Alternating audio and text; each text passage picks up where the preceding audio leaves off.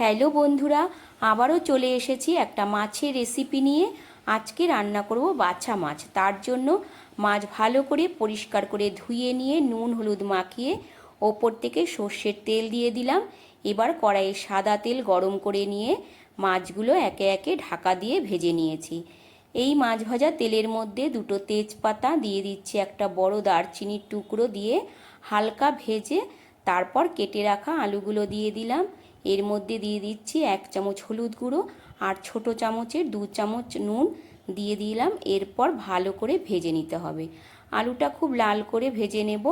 ভাজা হয়ে গেলে তারপর এর মধ্যে দিয়ে দিতে হবে কাঁচা লঙ্কা বাটা। এখানে আমি 7 থেকে 8টা কাঁচা লঙ্কা বেটে দিয়েছি, একটা ছোট টমেটো পেস্ট করে দিয়েছি আর একটা মিডিয়াম সাইজের পেঁয়াজও পেস্ট করে একসাথে দিয়ে দিয়েছি।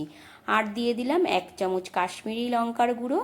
এবার ভালো করে মশলা কষিয়ে নিতে হবে। এইভাবে বেশ কিছুক্ষণ মশলা কষিয়ে নেব।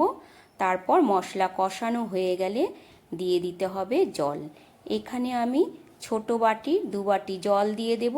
জল দেওয়া হয়ে গেলে তারপর ঝোলটা একটু ফুটতে দেব। দেখো, এবার আমি জল দিয়ে দিয়েছি।